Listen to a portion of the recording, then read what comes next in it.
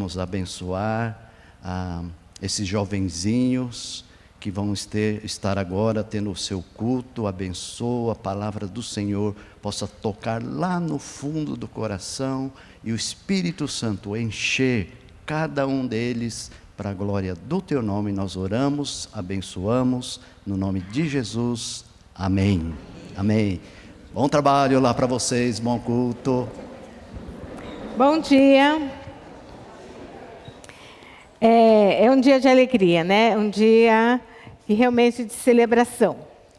E hoje nós começaremos a estudar, a meditar no livro de Efésios. Então, durante um tempo, a maioria dos pregadores estarão trabalhando no livro de Efésios. E eu fui incumbida de fazer a primeira mensagem. E como a primeira mensagem, eu estava pensando em fazer aquela introdução com fotos e tudo mais. E isso me angustiou muito tempo. Aí depois eu descobri que eu não ia ter tempo para isso, então eu vou falar só um negocinho assim e depois vou passar para a mensagem mesmo. Éfeso era uma cidade muito importante na Ásia Menor. Então, era uma cidade portuária que muita gente, muitos comerciantes e tudo mais, passavam por lá. Então, era uma cidade influente, uma cidade significativa. De lá partiam navios para vários lugares.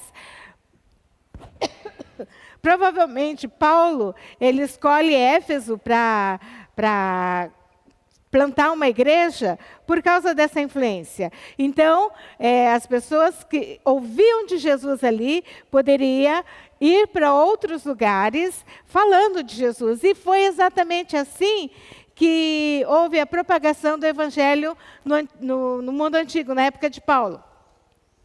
E o Éfeso era uma cidade extremamente idólatra, né? Então, a grande deusa Diana ou Artemis, que era a deusa do local, que era a divindade do local. Então, Paulo, ele vai e confronta essa divindade. Não dá adianta.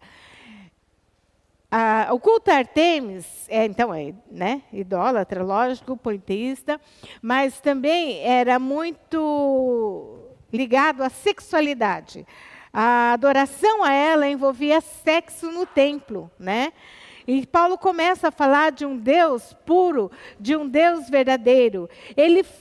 Provavelmente ele plantou essa igreja na terceira viagem missionária dele, e logo depois que ele ficou 3 anos lá, tá?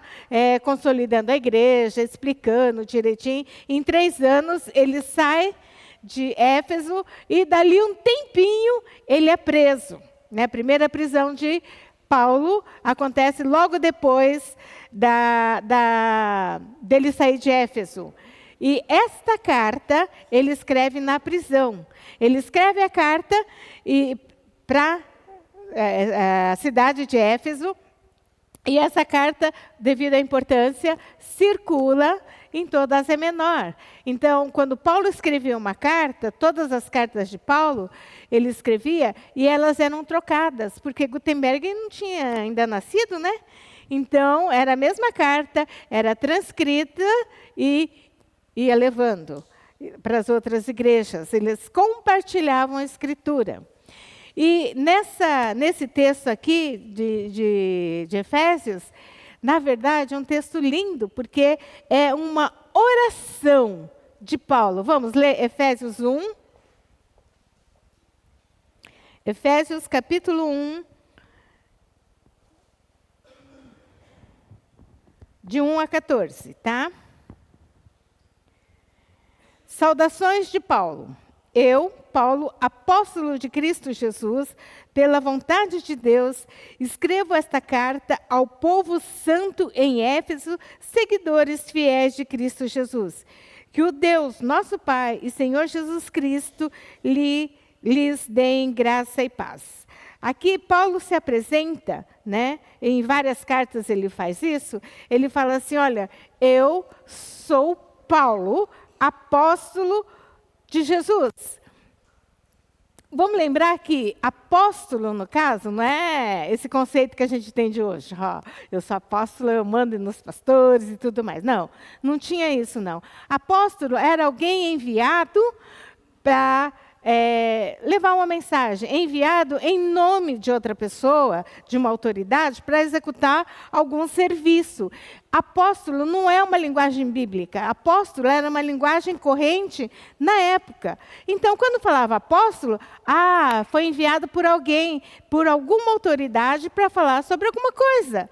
Então, eles entendiam isso.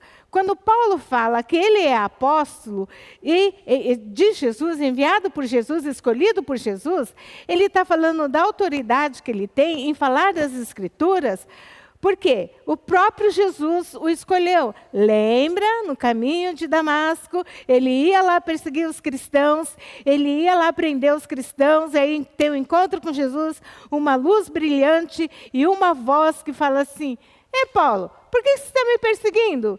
Aí ele fala: Mas quem é o Senhor que eu estou perseguindo? Ele fala: Eu sou Jesus. Quem você está perseguindo? E aí ele fica cego.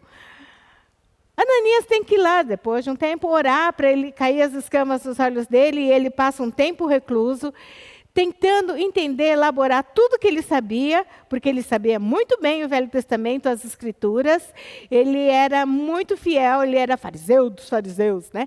E discípulo de Gamaliel. Então, ele tinha muito bem as Escrituras, mas Jesus nasceu, e agora?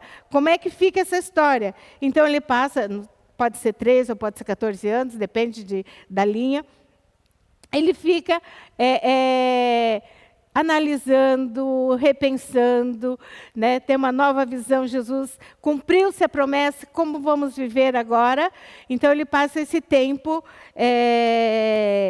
elaborando isso para poder falar. Por isso, Paulo, quando ele escreve as cartas, ele é muito bom no que ele faz, porque ele já tinha um conhecimento prévio. E quando ele fala: eu sou apóstolo de Jesus Cristo, escolhido por Jesus, os judeus da época sabiam que ele tinha essa autoridade de Jesus, né? Que era enviado. Apóstolo também é plantador de igreja, não é aquele que fica na igreja todo lindo, maravilhoso, parado. Não, apóstolo é plantador de igreja, então ele tem que ir. Paulo faz isso a vida inteira dele, a vida inteira de convertido, né?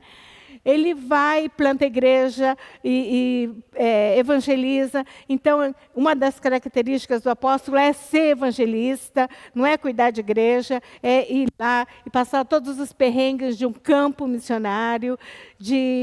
Se você olhar a vida de Paulo, ele apanha bastante, mas ele sabe o que ele está fazendo, por que ele está lá. Ele sabe quem o chamou e qual é a missão dele. Então, por nada do mundo, ele continua fiel ao Senhor, ele continua fiel ao chamado dele. Jesus me chamou, então eu vou executar essa tarefa, não importa o que aconteça. E apedrejado e tudo mais, né, que vocês já sabem. Continuando, bênçãos espirituais. Todo louvor seja a Deus e Pai de nosso Senhor Jesus Cristo, que nos abençoou em Cristo com todas as bênçãos espirituais nos domínios celestiais. Mesmo antes de criar o mundo, Deus nos amou e nos escolheu em Cristo para sermos santos e sem culpa diante dele. Ele nos predestinou para si mesmo, para nos adotar como filhos por meio de Jesus Cristo, conforme o bom propósito da vontade. Todas as bênçãos espirituais, Deus já te deu, já nos deu todas as bênçãos espirituais. Por que é que nós vivemos uma vida limitada? Por que é que nós reclamamos? Eu pensei muito sobre isso. Nós vivemos como mendigos. Tem alguma coisa errada na nossa vida. Parte é porque a gente não sabe o que é bênção. Parte porque a gente não tem um relacionamento tão íntimo com Deus. Quando nós temos um relacionamento mais íntimo com Deus, É mais fácil a gente saber a vontade de Deus, é mais fácil a gente se conectar com Deus, é mais fácil a gente estar dentro da vontade de Deus. E aí o nosso coração deseja a vontade de Deus. Claro que Deus vai responder. Aí você fala, mas não é justo, né? Deus não tem que suprir todas as minhas necessidades? Sim, as suas necessidades, não as suas vontades. Pegue um exemplo, criança, né? Criança que gosta de doce. Hoje em dia tem criança que não gosta muito de doce. Mas criança que gosta de doce. Mãe, eu não quero almoçar, eu quero comer chocolate. Aí, mãe, eu te amo tanto que eu vou fazer a tua vontade de dar chocolate. Mãe, eu não quero café da tarde, eu quero doce, eu quero bala. É, mãe, dá a bala. Né? A criança fica super feliz, está fazendo o que quer. Ah, mãe, eu quero sorvete de jantar. Aí a mãe dá sorvete de jantar. A próxima vez que ela levar no médico, vai levar uma tremenda bronca, porque a menina vai estar gorda, desnutrida, pequena, raquítica, mas vai estar feliz. Mas vai morrer em 2 tempos se continuar assim. Deus não é a pessoa que te dá tudo que você quer, porque a gente nem sabe o que quer e quer coisa que não é boa para a gente. Ele dá o que você necessita. Bênção é estar na presença de Deus, fazer a vontade dele, e não satisfazer o nosso coração. É isso que a carne quer, mas não é o que Deus quer. Ele quer realmente te abençoar. Qual a maior bênção que você pode ter? Estar conectado com Deus, saber a vontade de Deus. E aquela paz que excede todo entendimento, guarda o teu coração, não importa o perrengue que você está passando. Você fala, com Deus eu sou tranquilo. Deus é o meu guia, é Deus quem vai me ajudar em todo o tempo. E nos predestinou para si, para nos adotar como filhos, né? Segundo Buckley, naquela época, pai, né? Era o pátrio poder, mas era pátrio poder mesmo. Se você tivesse um filho, você tinha absoluta autoridade sobre ele. Ah, mas meu filho já tem 50 anos e é uma autoridade. Você tem pai? Pai era autoridade absoluta sobre a vida dele. Ganhou uma graninha, está em nome do pai. Isso o Buckley que fala. E assim, não é só isso. Tinha autoridade sobre a vida e a morte deste filho. Então, a vida inteira, ele era submetido à vontade do pai. O pai podia espancar, podia matar, podia vender como escravo. E ele não tinha vontade própria, ele não tinha nenhuma independência. Tudo tinha que passar pelo pai. Não importa se seja um homem adulto, com família, era o pai que mandava na vida dele. Tinha que obedecer. Então, era mais ou menos assim, um escravo do pai, né? Porque em tudo ele tinha que obedecer ao pai. O pai podia, vender o filho. Aí, tudo aquilo que era da tradição, tudo que era daquela família, era esquecido. Buckley fala de uns lances meio esquisitos nessa adoção, mas tudo aquilo que era da família antiga, esquece, zerou, não tem mais nada. Se tivesse uma dívida bilionária, quando ele é adotado por outra família, acabou. Ele não tem nada a ver com aquilo mais, acabou, não é dele mais. Agora ele está numa nova família, nova regra. E quando Paulo fala para as pessoas que Deus nos adotou como filhos, aí eles entendem. Né? Eles precisam conhecer quem é Deus, mas eles entendem. Agora, não mais sobre o jugo de escravo, não mais sobre o jugo do inimigo, mas agora um novo jugo na presença de Deus. Não mais aquela coisa ai, como é que fala? Esqueci a palavra agora. Mas que oprimia, né? Mas agora a liberdade em Cristo Jesus. Por isso, esse primeiro texto aí do capítulo 1, ele é uma oração a Deus, uma oração de louvor a Deus. Ele fala assim, olha, vocês não são mais escravos do pecado. A gente canta isso, mas às vezes a gente não entende muito bem. A Bíblia fala sobre isso, né? Mas assim, agora, tudo que era da sua vida, zerou. Lembra quando o inimigo fala assim, mas antigamente você era assim. Antigamente, antes de aceitar Cristo, você fez um pacto comigo. Antigamente, antes, você fez isso, matou, roubou, sei lá o que mais, né? Em Cristo, quando você aceita Jesus, seus pecados são perdoados. Você precisa adquirir novos costumes, né? Que a gente ainda tem a velha natureza querendo fazer as coisas da carne. Você precisa aprender, e é por isso que a gente vem à igreja, a gente lê a Bíblia, para saber quem é esse Deus, como que Ele é, quem é o caráter dEle. Não é a sociedade que vai ditar para você a sua maneira de viver. Mas hoje em dia é assim. Mas como que é na Bíblia? Quais os valores da Bíblia? É isso que Paulo está falando. Mudaram-se os valores. Você não é mais escravo da sociedade, não é mais escravo do inimigo. O teu Pai é o próprio Deus. Eu gosto quando eu leio essas coisas assim.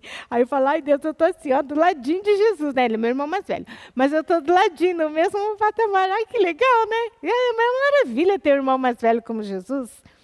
Mas quem nos concedeu isso? Foi Deus, através da morte de Jesus, né?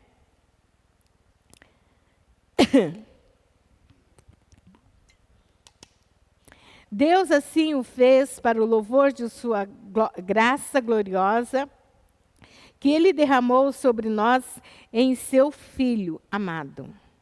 Ele é tão rico em graça que comprou nossa liberdade com o sangue de seu Filho e perdoou nossos pecados. Generosamente derramou sua graça sobre nós e com ela sabedoria e em tudo todo entendimento.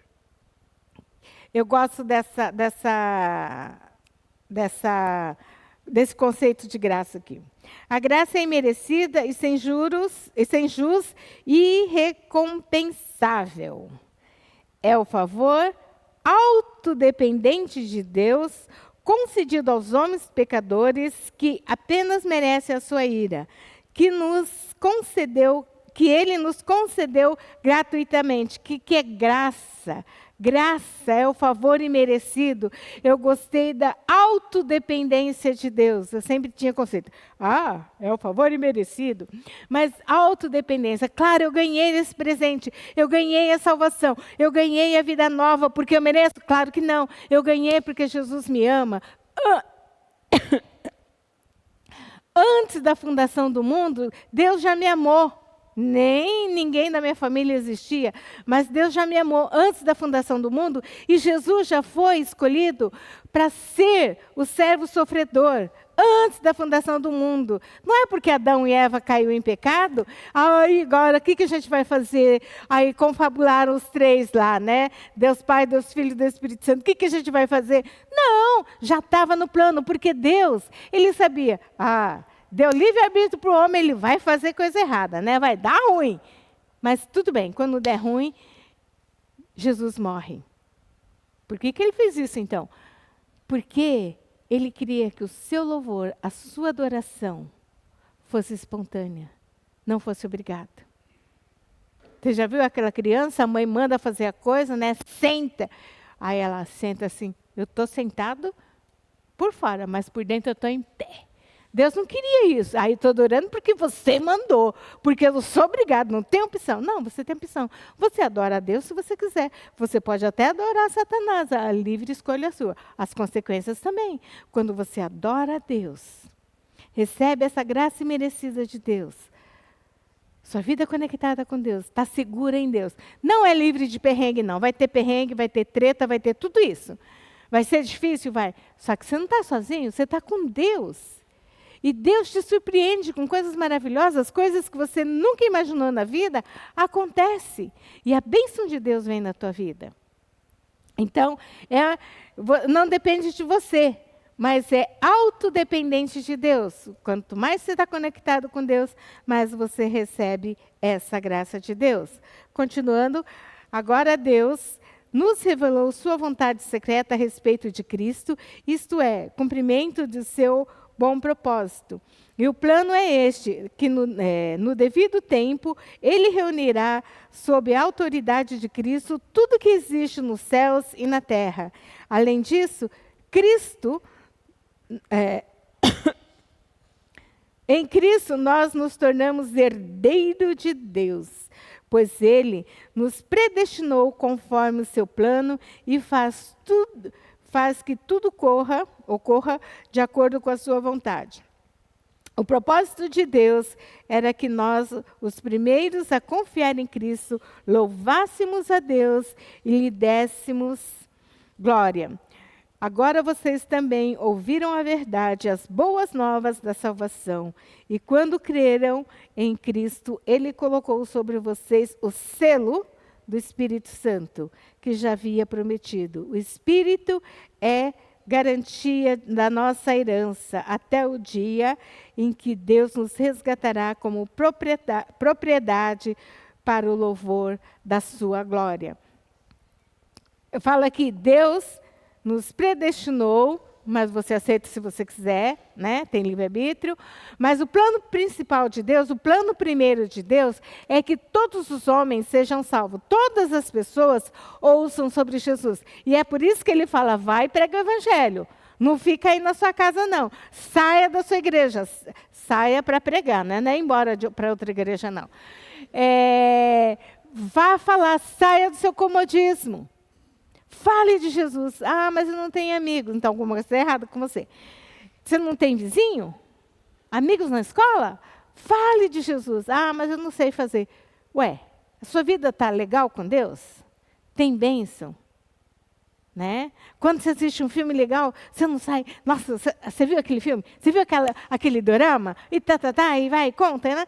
Ué, se Jesus está realmente no seu coração, na sua vida, você sai falando também. E não é aquele chato que só fica falando versículos sem vida. Não, é aquela bênção que vai contar. Você não sabe o que aconteceu. E começa a contar aquilo que Deus tem feito na sua vida. E a pessoa pergunta, puxa, mas como que a sua vida é assim? Aí você fala, Deus, eu tenho Jesus no coração e tal, né? E aí... gente, muita gente fala assim, então, eu vou evangelizar. E começa assim, tal, como é que está você, tal. Vai para a minha igreja? Gente, a igreja não salva. Por mais que a igreja do Bosque seja linda, maravilhosa, aconchegante, ela não salva. É Jesus. Fala de Jesus. Conta a sua história com Jesus. Fala do amor de Deus pela pessoa. Se ela falar assim, de que igreja você é, aí você fala, eu sou da Holiness do Bosque, Guiratinga 980. Mas não chega assim. Eu sempre, falei com muitas pessoas assim, eu evangelizei, eu convidei para ir na igreja, mas você falou de Jesus? Não, eu convidei para ir na igreja. Ué, não é a igreja que salva, é Jesus. Né? Sendo uma igreja evangélica séria, está tranquilo, pode vir aqui, pode ir na presbiteriana, qualquer outra, mas tem que ser Jesus. Pode nascer, crescer, morrer aqui no Bosque, mas se não tiver Jesus, um abraço, foi para o inferno. Mas fala de Jesus, essa graça. Então fala aqui, Jesus, Deus nos predestinou para sermos salvos. É obrigado? Não, você aceita se você quiser. Se você quiser ir dar mãozinha para Satanás, a escolha é sua. Mas se você quiser uma vida, Deus já preparou o caminho.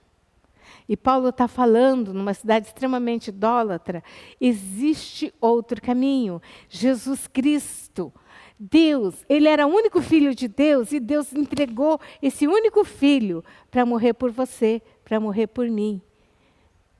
Ele te ama com amor eterno. Não vai ser aquela escravidão do pecado, mas vai ser liberdade em Cristo. Somos servos, sim, mas é liberdade em Cristo. Nós servimos a Deus por amor, não por obrigação. Porque se eu sirvo a Deus por obrigação, Deus não recebe.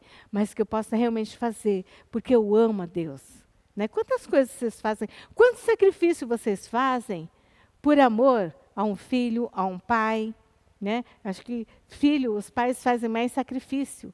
Às vezes deixa de comer, porque o filho precisa comer melhor. Então, tudo bem. Não compro uma roupa nova porque o filho precisa. Pelo meu filho eu faço tudo. Deus fez isso pela gente. Ele deu o melhor que ele tinha, Jesus, para morrer em nosso lugar. E Jesus diz o seguinte, em Hebreus, tá, gente? Não é aqui nesse texto, não. Jamais o deixarei, jamais o abandonarei. Em Hebreus tem essa passagem, é o final do versículo. E é uma promessa, nunca te abandonei, nunca vou deixar você. Eu posso deixar Deus, mas Deus não vai nunca me deixar. E eu tenho que estar sempre buscando ao Senhor. Como que eu vou viver essa vida? A Sofia e o Henrique foram batizados hoje. Gente, o que eles vão receber daqui a pouco não é diploma, tá? Não é diploma. Lembra quando o seu bebezinho nasceu? Você foi lá no cartório, registrou a criança? Quando registrou, nasceu, já registrei, agora te vira, a criança morre, né? Porque é um bebezinho. Eles vão receber tipo um certificado, uma certidão de nascimento. Olha, comprovou, já tinha nascido faz tempo, mas agora comprovou, nasceu. Como aquela criancinha, né, até maiorzinha, se a gente não cuidar, se a gente não zelar por elas, se a gente não orar por elas, fica difícil crescer. Fica difícil ter uma vida com Deus. Por mais que eles sejam sérios, nasceram não faz muito tempo. E precisa de orientação, precisa da sua orientação. E como nós testemunhamos o batismo, também nós tivemos esse privilégio, mas também a responsabilidade de zelar pela vida deles. Não é ficar intrometendo. Sofia, você fez isso. Não é para fazer assim. Não, não é isso. Cuidar com amor, cuidar com carinho. Mas a sua vida também deve ser cuidada com carinho e com amor. Gente, vocês não vão crescer, nós não vamos crescer espiritualmente se a gente não conhece o Pai. Não existe outro meio de conhecer o Pai senão lendo a palavra. Aí, sempre que eu mudo a versão, uau, não sabia que estava assim, aí é muito legal. Aí vai olhando assim, as outras coisas, né, vai fazendo, é muito legal. Mas de você cultivar o hábito de ler a palavra, que seja poucos minutos, discipline. Leia a palavra, medite na palavra, não é só ler assim, porque Deus amou o mundo de tal maneira que Deus seu filho para que nele querer não pereça, mas tenha a vida eterna. Pronto, já li e vai embora. Ué, mas o que isso significa na tua vida? Para e pensa. O que Deus quer falar com você? O que Deus quer falar para você com esse texto? Oração. Você conversa na sua casa? Tem gente que não conversa. Mas normalmente, você conversa com amigos, com pessoas, ou você tem um mundo isolado, muito triste. Mas você conversa na sua casa. Você conta as coisas do seu coração, os anseios do seu coração. Vida cristã com Deus é isso, é você falar com Ele. Mas eu não sei orar. Você sabe falar? Sei. Então, fala com Deus. Aí termina a fala em nome de Jesus. Você está pedindo através de Jesus, na autoridade de Jesus. Porque o sangue de Jesus está na sua vida, você pode chegar com confiança diante do trono de Deus, diante dos santos e falar: Senhor, Pai, está difícil aqui. Eu não sei o que fazer. Pai, eu não sei nem o que eu estou sentindo. Não tem problema. O Espírito Santo, Ele quem traduz os nossos gemidos inexprimíveis. Eu falo e Deus me acolhe. E se eu continuar na presença de Deus, não sair correndo, eu vou ouvir Deus falando comigo. Deus ministrando o meu coração, trazendo paz, trazendo alegria, trazendo esperança. Porque quando Ele nos adota como filho, não é para viver como escravo do pecado. Ele nos adota como filho, para que a gente viva como filho de Deus. Lembrando, nós somos servos sim, mas somos filhos de Deus. E eu contei pelo menos 4, né, vezes que Paulo fala de louvor. Sua vida é para louvar ao Senhor, não é para envergonhar o nome de Deus. As pessoas disserem, vixe, aquilo é crente? Não quero ser crente nunca na minha vida. Ai, naquela igreja eu não vou não, só tem caloteiro, só tem coisa ruim. Não dá, né? Não dá para viver uma vida de aparência. É lá fora que você vai mostrar. Aqui é fácil, é pouco tempo, né? É fácil. Mas lá fora você mostra quem você é. A sua vida louva o Senhor. Você realmente consegue chegar para Jesus, olhar nos olhos dele? Ai, que vergonha. Né? Quando a gente faz coisa errada, a gente não conseguia olhar nos olhos da mãe, né? A mãe descobria que a gente fez coisa errada, muitas vezes. Ai, mãe. Né? Não olha. E nos olhos de Deus, você consegue olhar? Você sente esse amor no olhar de Deus para você? Deus te ama. Com amor eterno, Ele te atraiu. Deus te ama. Você tem respondido a este amor? O louvor tem sido uma constante na sua vida? Quando eu falo louvor constante na sua vida, não quer dizer você ficar o dia inteiro cantando, né? E cantando, e glória a Deus, aleluia. Não é isso, né? Isso é fácil. Pode parecer louco, mas é fácil. Mas é através da sua vida. Alguém falar assim, por que você é diferente? Porque eu tenho Jesus? Mas como assim tem Jesus? Eu também tenho, não sou diferente. E aí você falar da salvação em Jesus, da necessidade de Cristo ser Senhor e Salvador da vida dela. É quando as pessoas chegam assim, olha, não sei o que acontece, mas quando eu estou perto de você, eu fico em paz. Ou chegar para você e dizer, eu sei que você adora a Deus, ora por mim. E aí você ora, e você busca, a pessoa busca esse Deus e você pode falar. Louvar a Deus é a atitude da sua vida. Não apenas cantar, é uma maravilha cantar, né? Gilson escolheu umas músicas assim que eu amo, aí eu esqueci que ia pregar e cantei, por isso que a minha voz ficou esquisita, eu fiquei com ela meio estranha, tive que chupar bala, falei, aí na hora o dia que eu vou pregar, não posso cantar muito. Mas hoje eu esqueci disso, né? Mas de você, é maravilhoso você cantar. Mas quando você fala com a sua vida, é que glorifica a Deus. Deus se alegra com você, nas pequeninas coisas. Pode sair para campo missionário, evangelizar e tudo mais, mas no seu dia a dia, como tem sido? Jesus tem sido glorificado? Ou você lembra de Deus quando você vem para o culto? Quando você vem participar da ceia, aí você faz revisão de vida e confessa todos os pecados? Não.